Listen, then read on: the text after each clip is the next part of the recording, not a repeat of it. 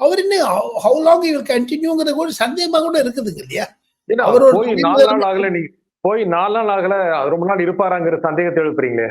நேற்று அந்த எடப்பாடி பழனிசாமியுடைய கூட்டம் அதை தெரிவித்தது ஒரு சிம்பிள் ஒண்ணுங்க, சிம்பிளா சொல்றேங்க.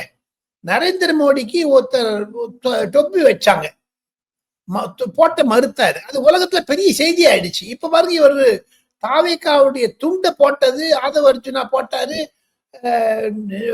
புஷி ஆனந்த் போட்டார். உடனே போட்டுக்க மாட்டேன்ட்டார் பாருங்க செங்கோட்டையன்.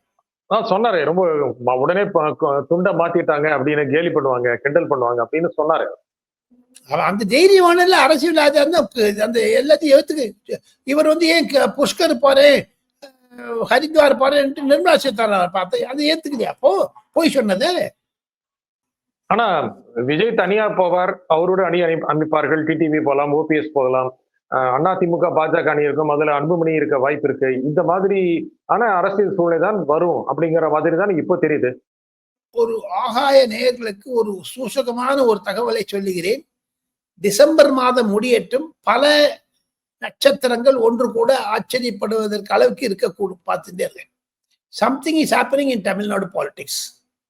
அது ஐயா மு.க. ஸ்டாலினுடைய அழுத்தம் பிடிப்பு தளர்கிறதா இல்லையா என்பதை நிச்சயப்படுத்தும். தளரவே இல்லை, இது வரைக்கும் ஒன்றும் ரொம்ப ஸ்ட்ராங்கா இருக்காங்களே அப்படின்னு உங்களுக்கு தெரியுது.